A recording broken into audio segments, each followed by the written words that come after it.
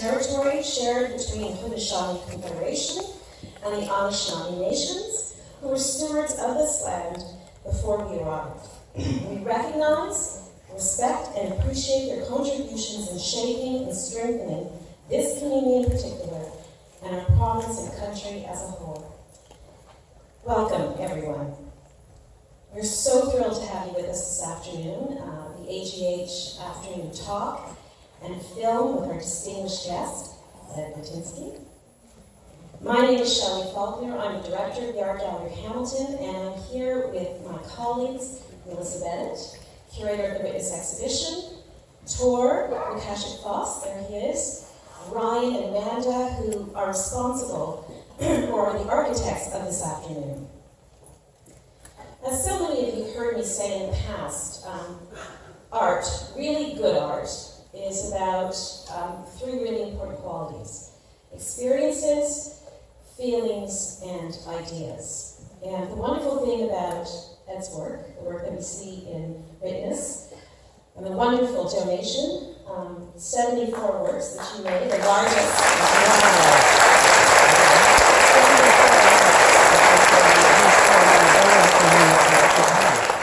Your work and the film that we're about to see this afternoon, they're potent examples of what art can do and how your work reminds us or challenges us to rethink our relationship to this planet. So we thank you for that. To give you a little bit of a sense of how today's going to work, Melissa's going to enlighten us a little about the exhibition as the curator.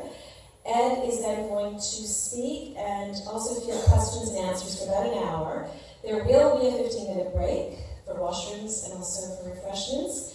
And then we will screen the film at 4 p.m. Before I ask Melissa to say a few words about the exhibition, I would like to thank some folks that are here this afternoon and who really helped to support the work that we do at the Art Gallery, afternoons like today and also the exhibition. RBC, our lead sponsor, Gowlings, and of course our community partner, Waterkeepers, of which Ed is a board member. And I'd also like to point out that we have the Mayor of St. Catharines here with us, Walter Sesek, right, he's waving. Because as many of you know, Ed is, of course, from St. Catharines, he's from the region, and of course the Art Gallery is the largest and the oldest museum in this part of the province. So Melissa, I have to say a few words about the show. Thank you. Hello, everyone. As Shelley mentioned, we're thrilled to be able to feature Ed as an important artist in our permanent collection. Our exhibitions and educational programming this season are centered on environmental and social justice issues, and Ed is one of the leading artists around the world who effectively draws us into these issues through his sublime imagery. And Burtynsky was born and raised in St. Catharines, as has been mentioned, so early exposure to the sights and images of the General Motors plant in his hometown helped to formulate the development of his photographic work. In the early 1980s, he studied photography at Ryerson University and then founded Toronto Imageworks, which is a leading photography lab today. His work began locally and expanded to explore industries and manufacturing across Canada, and is now increasingly international in scope. His photographs are included in the collections of over 60 major museums around the world, including the National Gallery of Canada, the Museum of Modern Art, and the Guggenheim Museum in New York, and the Tate Modern. Exhibitions of his work have been held in major museums across North America and Europe, and his images appear in numerous periodicals each year in addition to his 11 monographic books. He regularly lectures on photography, having spoken at the National Gallery of Canada, George Eastman House, the TED Conference, and more. Burtynsky's distinctions include the TED Prize and the Governor General's Award in Visual and Media Arts. In 2006, he was awarded the title of the Officer of the Order of Canada and currently holds 7 honorary doctorate degrees.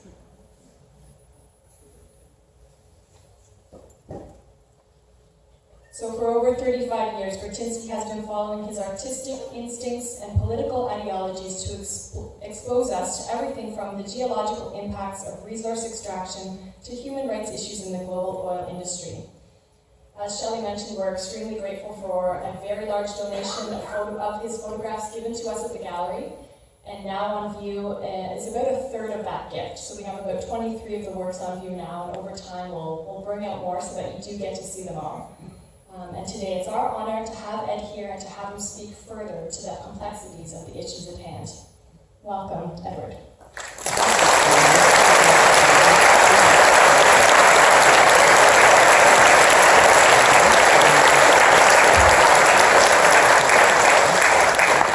Thank you, Shelley. Thank you, Melissa. It's great to be here with a wonderful theater, and thank you all at the AGH who have contributed to putting the show on. I saw it for the first time this afternoon, and it looked fantastic. So I'm very pleased and honored to be part of the collection and also to be exhibited at this time.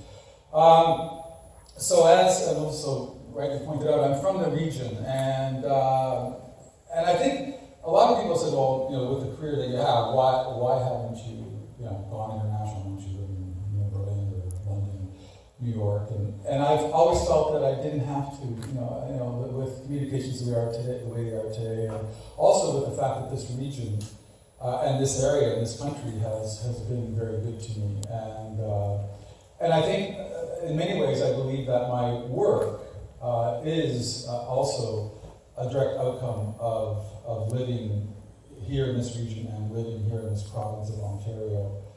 And at a very early age, being able to both see the industrial side, and so when I was 7, I had a chance to see the McKinnon factory, which was the big forged plant where they built the steering knuckle for a car, and where they were pouring molten metal to build engine crankcases.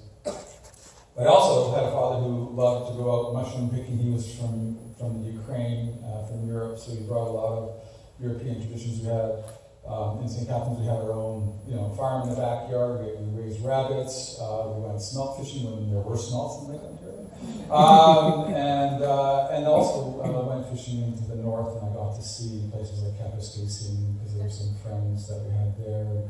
I also got to go fishing in places like the Halliburton Highlands and really experience the north. And I think that only after many years of working did I realize the profound effect that had, because not everybody has a chance to kind of experience that kind of pristine nature. And I think it's an important thing in the formation of an identity, in that I can remember at times I'd be somewhere way north in Red Lake, where I don't think anybody would be canoeing, and 5 days into the interior, I'm thinking I'm walking along in the bush, and thinking I might be the only person who's walked this land, or maybe ever, and the notion that this place exists without us. This is what nature has intended for this place. This is before we come and change it. And if you were, for instance, born and raised in Holland, for instance, where over half the country has been reclaimed from the sea, every square meter it has been planted, has been carved out and sold and planted with a tree. That tree is there because somebody wants that tree there. Whereas here we see nature in its very base cosmic level. This is what a planet would look like without us. And I think that's an important thing to know, because without having that deep sense of that place, you can't feel its loss. And I think what my work over the many, many years has been about looking towards what's happening with the human experiment, with the 7.5 billion of us moving towards 8 billion, and what's the consequence to that place, to the place we call nature. And we kind of, in a very dangerous way, have separated ourselves from nature. I think we see nature as outside ourselves, and we are of another order. And I think that's a very dangerous thing that we've accepted, that we are part of that natural ebb and flow, and that is something outside of us. And it's a very recent word in terms of human history. It's around 300 years old, just before the Romantic Revolution happened, is where we began to use the word nature as something outside of us.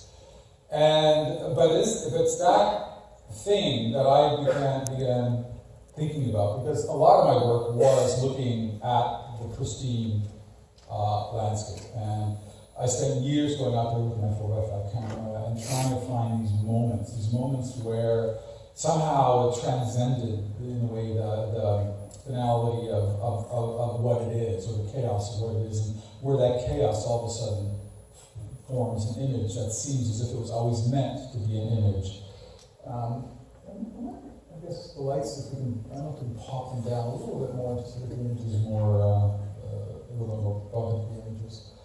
And it was in these kind of landscapes that I began to discover a kind of way of seeing that as I moved through these very chaotic and complex landscapes, it would be like one moment where the whole image would kind of come together. It would just, it wasn't over here 6 inches that way, or it wasn't 6 inches that way. It was there. And so it was that kind of training. I kind of saw being out there in nature and trying to find these images, and I did it for years and took hundreds and hundreds of images. And it was in doing that I felt it was kind of like musicians practicing scales so that they can eventually start to, play with orchestras. And to me, that was what I was doing. I was training my eye, and I kept making these pictures, saying, "Can I go out into the world as an artist, just making these images?" And for me, the problem was that they started to feel a little nostalgic. It was like, this is a period that has passed us. This kind of celebration of the pristine landscape and what it means, and the Ansel Adams and the Edward Weston that preceded me, and the Elliot Porter who worked in color, all these artists who were the ones I looked at when I was growing up and who I admired. They had told that story. So how do I go and revere that landscape yet again and try and make it fresh and alive? And that's when I began to realize that that other part of my growing up, the industry. So when I went into that factory when I was 7, I knew my father worked there. He worked at the McKinnon's plant. And there was this brick wall on Ontario Street. I would go by that brick wall all the time, and I'd hear the forge plant, but I didn't know what was there. And when I finally got to see it, as a 7-year-old boy, I saw the molten metal. I saw what happens, what you need to do to build a car. This is just part of it. This is just the engine. This is just the steering wheel. And there's a whole other world that exists on the other side of those walls that create the things that we drive around in and take for granted. And then it also occurred to me that all that metal has to come from somewhere. It comes from nature. Where is that place? So I started being curious about what's on the other side of the wall, what's on the other side of that fence, where the metals come from. And why isn't that why don't we know that much about it? Why are we so disconnected from the things in which we engage with every day? So that's when I started to think more about not the pristine landscape, but how we're engaging in that place we call nature, and how we're usurping these things that we need on a daily basis, whether it's copper, whether it's iron ore, or oil, or even water as we harvest water from the landscape for our cities. All these things have an impact on a habitat. Every time you, for instance, take water, we're the winner. Whoever gets the water wins, and whoever doesn't get the water is a loser. It's not a benign game.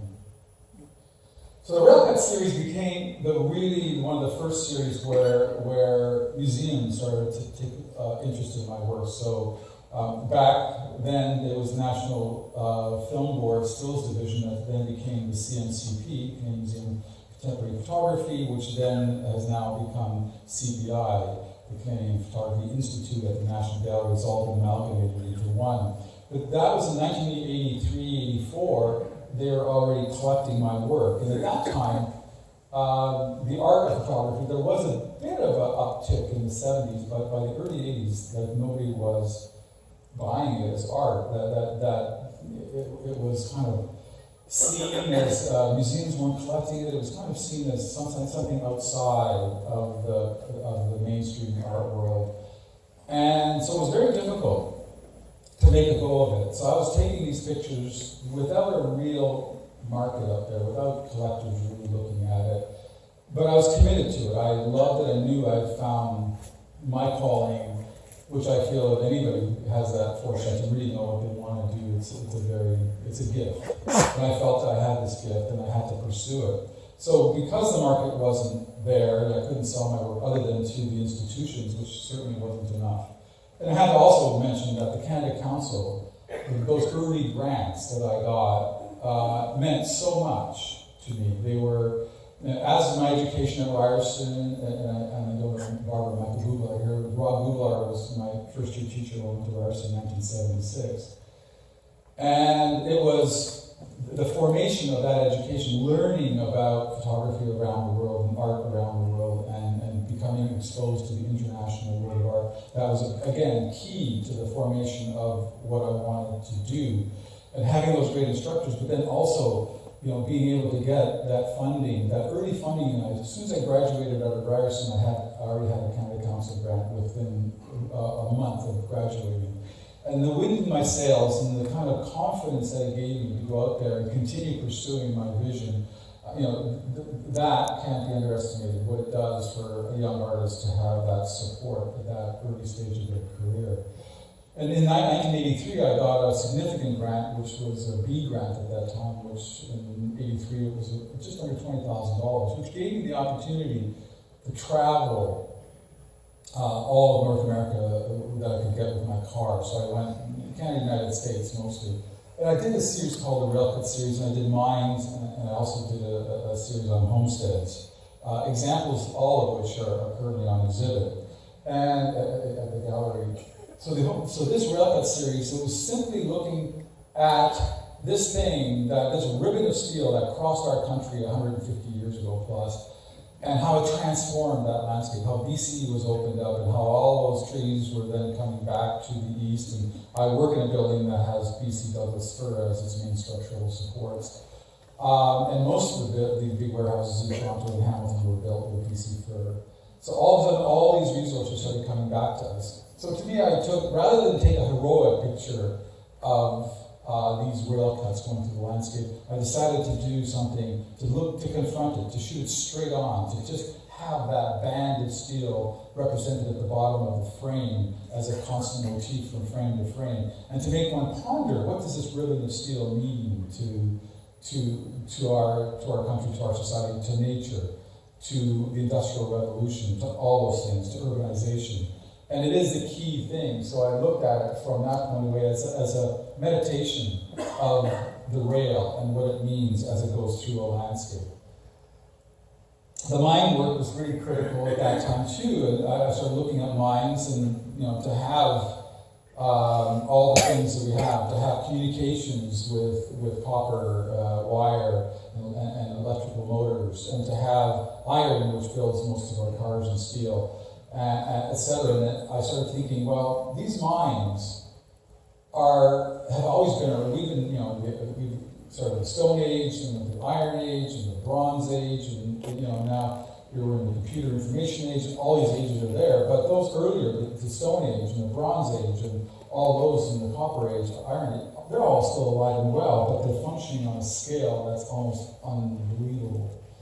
And it's through the technological revolution that we have now been able to function at that scale. So this I shot in 1983, which was then purported as the biggest open pit copper mine in the world, the Kennecott Copper Mine just outside of Salt Lake City. And at that time, they were moving 450, thousand tons of material on a daily basis. What was interesting is that the whole train, you can see, you start looking at it, or you can't really see it in the image, but by one of those trucks, you can actually make it out. So I'm shooting large format, but it's one of the school buses, it's the yellow bus. And when you see the yellow bus, all of a sudden it keys in the image. And what I began to think about this is that what we've done, what the sublime pre-industrial revolution was seen as nature, the force of nature that dwarfed us. So a big storm, so you think of Turner and lashing himself to the mast to witness and to experience the storm at sea, the breaking up of a ship, or Moby Dick and the whale. So nature was the omnipresent, awesome, fearful force that we are diminished and yet awe-inspired by. And so to me, in many ways, the notion of sublime comes from there. But what I started thinking is, well, the new sublime is the Industrial Revolution and the scale in which we create theaters in which we are dwarfed within the own theaters of our creation, which these mines, to me, were like the inverted pyramids of our time.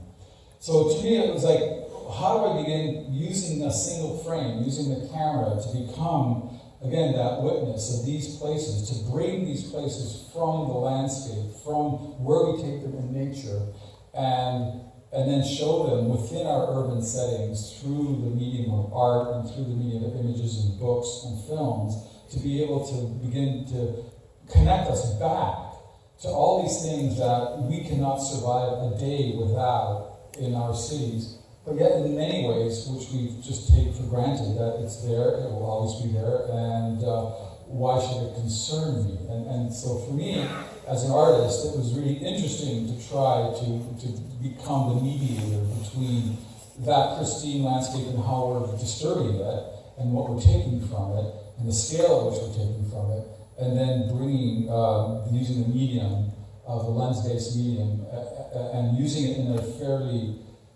relatively accurate way. In other words, I use the digital technology, or before that I use analog technologies to retouch. So I've always retouched and I've managed, the image through contrast and color and density, but I don't use Photoshop as a compositional tool. I'm always allowing this to still be somewhere that I can take you to, stand you in front of, if it hasn't changed, and say, this is where the picture was taken. So I'm still always referring to the real world in my work. So I'm not trying to do like a Jeff Wall or Andreas Gursky, where they go in there and they rebuild, and they're using photography more like a painter. They're just using the world for the parts that they need and recomposing them into the image that they want. I'm still being true to the world. I'm still allowing the world to telescope itself through my images and say, this is a place out there. And I started doing more and more research, thinking about, well, how do I keep extending this? So I did a whole series on mines as well, and then I started thinking quarries, and it occurred to me that I've done mines for many years, so in the early 90s I thought, okay, quarries, we would move stone by the block. And what was interesting about that is mining is kind of more kind of following the ore body, blasting it up and harvesting it, with big front loaders and trucks. Whereas this would be more structural. Removing a block at a time would leave a much more interesting architectonic pattern behind it from that taking. So it was the first time where I just imagined that there have to be these places, these dimensional stone quarries, because we use stone all the time. We use stone for gravestones, we use stones for sidewalks, we use stones for buildings, for marble countertops. So there's somewhere where we're taking it. I need to find that place, and that's where I started to research and go beyond kind of my normal place of looking and taking something out of my imagination and thinking there has to be a place like this, and then finding that place, which then became a mode of operating. And also in 1993, having done this work, and I actually found a lot of subject matter outside of Barrie, Vermont. And the guys at Barrie, Vermont, the administration, the general manager said, hey, if you like these, you would love the quarries in Italy, in Carrara. So I took that as a signal to, okay, I'm going to go to another country. I'm going to stop just going to North America. I'm going to go beyond that. I'm going to go to Italy to do these marble. And I didn't speak Italian, so I had to find an Italian fixer who could then help manage all the moving parts to get me into these quarries and then to get me to shoot there. So these are now, so I did a whole series of these. Where'd it go? Did I do something? Oh, okay. So I started working with these quarries, and I started going outside of North America. I started to think of the world. And that 1983, and that's a 1993 trip to Italy, again, gave me the confidence that I can go and take a flight and go somewhere and continue doing my work in places. So then, whatever the idea I had, I no longer limited it to Canada or the United States. I just said it's anywhere in the world. So wherever that activity is, I will go there. which was again another big leap in my process and how I thought as an artist, and my willingness to kind of take bigger risks to go to countries where I couldn't speak the language. And then China became this. Yeah, I did a whole bunch of other things, but I thought, okay, the Industrial Revolution, as we know it, has been firmly leading the West and reestablishing itself in China. So the simple idea was, I want to go and see, number one, what that looks like. Where does it reestablish itself? What does it look like? And I assumed that it would have scale to it, that whatever scale we were operating on, now they're the manufacturers for the world using our techniques and processes and the machines that we developed here in the West, but now they're going to scale them up into these massive factories.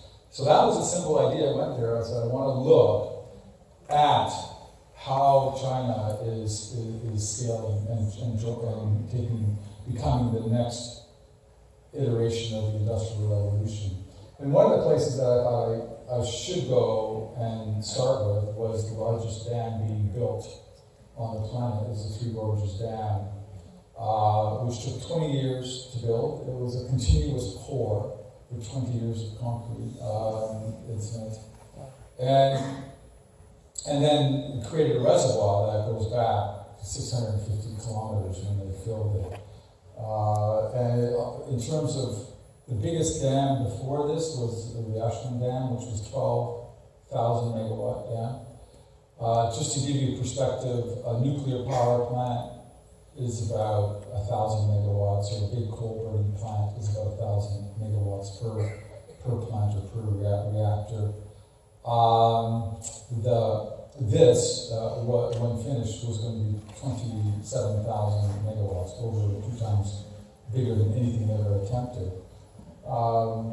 And in fact, when they did fill it, that reservoir, it only, because it's the Yangtze River and it flows, and there's so much flow coming off of the Tibetan Plateau, which feeds it, and it's been getting more and more water down the river. So part of the dam's objective was to prevent flooding downstream, particularly in a city called Wuhan. But so they could control the floods, they release a lot of the water pre-floods and drop the whole level of the reservoir, and then when the spring comes, it fills up again and they're able to control the flooding downstream. But when they did fill the reservoir the first time, it took 15 days. And that's not always the case. If you think of the Glen Canyon Dam or Mead Lake or Powell Lake on the Colorado, both of them took about 15, 16 years to fill because it couldn't just stop the water and let it go. Whereas here, so much water was coming through, in 15 days they were able to fill the 650 kilometer-long reservoir, which actually was measurable as a water on the planet from that weight displacement. So, because think of it, it would be like a Lake Ontario, but it starts Toronto, and 650 kilometers would be Quebec, around Quebec City. So that's the size of the reservoir they filled in 15 days. So again, humans working on a scale that was unimaginable, previously. And to the point where it actually can be measured. And the way they measure it is it's the same thing like major earthquakes, major volcanoes that might go off can also be measured, and it's usually astronomers who have high resolution telescopes based on locked onto different stars. So if there is a bit of a wobble, or if there is anything that affects the Earth and its spin, can be measured at a very, very minute level. So this is one of the biggest factories that I could find at the time. So my research now became very intense. So I had a guy hired, and he'd go for months at a time, going from one factory to the next, looking, taking pictures of the place, sending it to me and saying, what do you think? And then I'd send it back and say, can you find this view here or something a little bit more over there? And then he would come back, and that's how I did this one. It was back and forth with him, with Noah, and going back and forth, and him sending me digital pictures, and these are early digital days, and sending them over the internet. I'd look at them, I'd critique them, send them back, and then when I got there, by the time I got there, I already knew what picture I was trying to make and where I'd have to stand, and so we just go in there and start producing the shot. This is one of the biggest chicken packing plants. They were doing 100 million chickens a year. So they're all processing chickens and turning them into kebabs. So I did China, and then I started thinking thematically in other ways. So I did a whole project on oil, and it was the same thing. I said, well, the same idea. I don't know where the iron comes from, or where the copper comes from, where stone comes from. But I remember having this kind of epiphany. I was on my way up to do tailings work in Sudbury in '96, and I was going up I guess it's the 400 now. I was heading up the highway, and I was up, I think it's 69 after that, and I was going along that piece of road, and I pulled in this fresh blacktop. This is my Volvo, and I had to put oil in, and I filled up my gas, and I had one of these Gore-Tex, probably made of oil derivative, and I got in the car and I just looked at everything. I looked at my dash, it was plastic, the road was asphalt. I just put oil and gas in my car, my jacket was oil derivative. I said, I am surrounded by everything that comes from oil. But in the same way I didn't know where our iron or copper and what those landscapes look like, I didn't know what that landscape looked like where oil comes from. Sure, I know what a pump jack looks like and all that, but the places where oil is being harvested on scale, I've never seen those places. So I went in search of those landscapes where our oil comes from. This is in Southern California, where the first gushers around the Kern oil field, but this is where the first massive oil finds were discovered. And they didn't really know what to do with it once they got the first gushers. And the drilling, by the way, it's all drilling technology, which actually was invented outside of Petrolia here near Sarnia. So Canadians were the ones who really invented drilling. And then a year and a half later, they drilled their first successful well in Pennsylvania, which Americans now claim that was the first hole ever drilled. Not true, it's Canadian. So we have to take credit where credit's due. I don't know if it's a good thing we added to the world, but we certainly were responsible. And we became the teachers of drilling around the world and still are considered, and I do believe that's why mining is still such a central thing to Canada as well. So I also went to places where unconventional oil was being harvested with the mining operations. So this is the oil sands in Alberta. So I started shooting oil sands in 2003 and then continued. I've been back about 4 or 5 times. And again, giving one the idea that oil is, that 12% of the oil sands is bitumen, and it's literally like a early version of oil, but it still needs about another 30 million years or 40 million years to get it fully cooked. But this is an early version, and again, one of the issues that I always felt was going to be a central and challenging issue for Canada to exploit that oil is to create a massive carbon footprint that I could only assume at the time, even in 2003, that this is going to become more and more of an issue as the concerns for CO2 in the atmosphere become more and more pressing.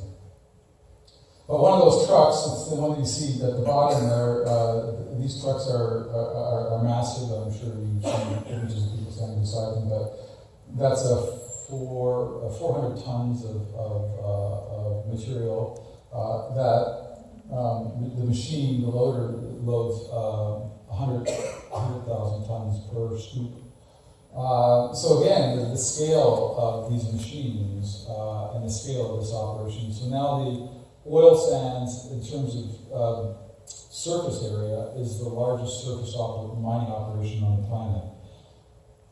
And one operation, I think Suncor, the amount of materials Suncor moves on a yearly basis exceeds all of the sediment displacement that the planet can produce in a year. So one operation is actually moving more sediment than all of the sediment moved by nature through rains and rivers and erosion. Again, looking at the culture, the car culture that's evolved out of oil, and this is like they're called greasewood, where they discovered that between this is the Pennsylvania Turnpike is the highway up top, and there was a state highway that was further about a half a kilometer away from the turnpike, and every franchise knew that as you came off, that would be the rest stop, and they all set up. There's no town, the closest town is within 20 kilometers, everybody has to drive in to work here. So it's just a kind of this weird, drive-through anomaly. And now there are apparently about 7 or 8 breezewoods, they call them, in America, where this freaky moment where the freeway and the actual other highway are apart from each other. And it's that little connecting bit that allows franchises to be able to survive in those remote areas. And then also, the thing that I also began to learn is that the thing that humans produce the most of, the thing that we are best at making is waste. We are the largest producers of, and that's the singular greatest thing that we do is the waste that we, whether it's our tires or our dead cars, or one of the biggest things that represent waste, but we don't necessarily think of it that way, is the burning of all the oil that we do as gasoline or diesel.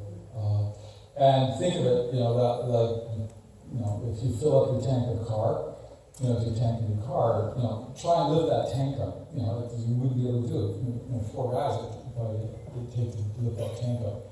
Well, when it's at empty, all that weight is now up in the atmosphere, and it takes about 70 years to come back down again if there are trees and ways to reabsorb it. By the way, the oceans absorb most of it. And that's the acidification of the oceans, that's what's causing that to rise a bit. But think of that amount, so if you had all if you took the 85 million barrels of oil that we consume on a daily basis, and you took all the tons of coal that we consume on a daily basis, if you convert all the natural gas and all the coal and all the oil to equivalent barrels, our daily consumption planetary is about 225 million barrels a day. So, and that's all being put up into the atmosphere on a daily basis. So ultimately, that is our single largest repository and production of waste. But then, of course, there's all the molecular waste that we can see. So the tires and so I decided to look at the end of oil, to look at the end of that waste stream, to see an old derelict oil field in Baku, in Azerbaijan. So now also you can see that I'm in China, I'm in Azerbaijan, I'm going to far more remote places. And a remote place called Hamilton. These are compressed oil drums being recycled back into the system. And when I did the recycling series, I did that I started doing it in 94, 95, and then in 96 and 7. So about 3 or 4 years I was doing it, coming to Hamilton, and also looking in Toronto in the areas around Cherry Beach. But I was interested in this kind of virtuous cycle, that actually recycling wasn't a bad thing, it was a good thing. It was like we don't have to go to the primary source again to get that material. It's already in the system, and we can just loop it back and forth in the system. So this is all the stuff that was being densified, which is where they squish out all the air and makes it easier to move around and takes up less space. And then whoever the metallurgist is that's running the cupola says, I need more of this grade, take 5 or 10 bales of that and throw it into the furnace and melt it down and test it again. So this was all the scrapyards. So I got into these scrapyards in Hamilton to look at this recycling. This is the largest tire pile that was ever kind of allowed to exist. At its peak, it was they had well over 40 million tires. They started dumping them in this area outside of Modesto, California, which is about an hour drive southeast of San Francisco. So when I got there, they had already reduced that pile down to about 25 million, but they were burning them in they created this power plant that could burn tires and scrub the smoke and have clean air. So the EPA was piloting this project to try and get rid of it because there was this absolute fear of this catching fire. So I went and did a whole series on the tire pile over a period of a week and a half. I was shooting, left, and 3 months after I did the shoot, it caught fire and burned for 2 years. So it burned for 2 years. The flames were apparently like 2,500 feet high. Again, you can't do anything to put out a tire fire at that scale, so it was quite remarkable. I went, and again, I found that place from reading a short story by John McPhee, and it was called Duty of Care, about this guy who ran the biggest tire pile in America. And then I wrote John McPhee a letter. He's Princeton University, and he wrote me back and said, you know, here are the contacts. I got hold of them and got permission. The oil tankers in Bangladesh, I got to that through just, again, hearing a radio. It was, I think, on CBC Radio. They were interviewing, this is post-Exxon Valdez, and they were interviewing both people representing the oil industry, but also people representing the insurance industry. And I can remember the insurance guy saying, well, you know, so the interviewer said, well, why, you know, how could you have prevented this from happening? Or what can you do in the past? How the insurance company is going to deal with this kind of accident? Because if you recall Exxon Valdez, the captain was drinking, went off course, ran aground, and it was one of the worst kinds of oil you could ever have exit out of the hull that destroyed literally or really compromised 1,000 miles of pristine shoreline up in the north, in Alaska area. So the insurance guy said, oh, well, we're not going to insure single-hull ships, because if this was a double-hull ship, we can't stop human error and something like this happening, but we could. If it was a double-hull ship, the accident wouldn't happen. So we're not going to insure after 2004. So leading up to 2004, there was this huge decommissioning of the largest vessels ever built by man, which are oil tankers. And when I heard that, I said, I want to go see where they take these things apart. I want to see these things, you know, being dismantled as, again, one of the largest things we've ever built. And what's the waste stream of an oil tanker being decommissioned and cut down? So in Bangladesh, they were using basic cutting torches and you know, barefoot half the time, or if they had any shoe protection, it was flip-flops. They had no cutting glasses, so they were cutting, but no protection for their eyes. I think the average life there was no more than 30 years old. It was a hugely dangerous place. It was at that time, it was considered the most dangerous place in the world to work, and they had an average of casualties, not accidents, but deaths, about 2 per day in the shipbuilding yard. So there were about 25,000 men working on about 50 ships at any given time. It was like walking through the world of Mad Max. I had never seen anything like that, and have never seen anything like that since.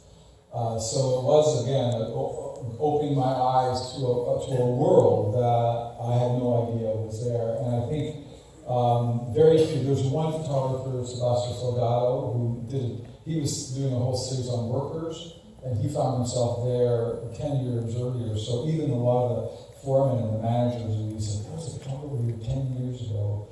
And I didn't know who it was at the time, and later found out it was Salgado, who I've become close friends with since then. But he had a whole different frame of reference. He was looking at the worker and celebrating the worker. I was looking at it he was looking in black and white 35. I was looking in the large format, formal, but looking more at the landscape and this decommissioning of these huge hulking ships. And around the same time as this was happening, my career was also changing. So I was finding a bigger market for my work.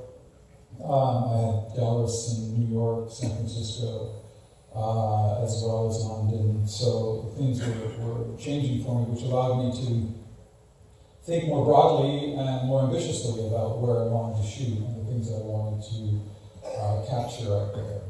This is actually a figure, sort of a feeder cutoff, but he's barefoot, so you can see he's got nothing on his feet. And they just dragged this piece of this chunk of ship off onto the shore, and what you're looking at is the inside wall of an oil tanker. So that's kind of soaked in oil. So you're looking at the inner wall of a chamber of a ship that would transport oil. And what occurred to me too was that all these oil tankers from all around the world were coalescing here to be broken down. And it occurred to me how much we're all connected. I said, I am sure somewhere in my life I got onto a plane or a jet, or I got into my car and filled my car up with oil that was transported by one of these. We're all somehow implicated in these landscapes. This is something that each of us engages with on a regular basis. So I began to really see that this was something that we all share, and that I wasn't, I was seeing myself outside as an outside observer. And actually, going back to Rob Vugla, I mentioned his name earlier, who was a very influential teacher. But one of his first assignments in 1976 was to go out and photograph evidence of man.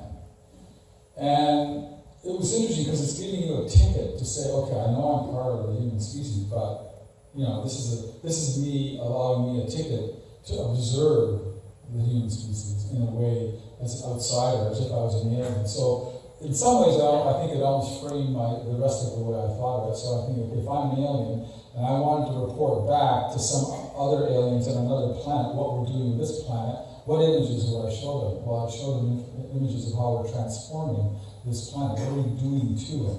So these would be very valuable images to an alien who's wondering what we're doing to this planet. So in many ways, it was kind of the foundation of being able to see our activity as an outsider, as someone from another planet who would look at it and say, I wonder what they're doing and how they do it. And there's both ingenuity in there, but there's also both another concern in there at the scale of that taking. Because we've always taken from nature. That's never changed. All living things need to take something from nature to survive, whether you're an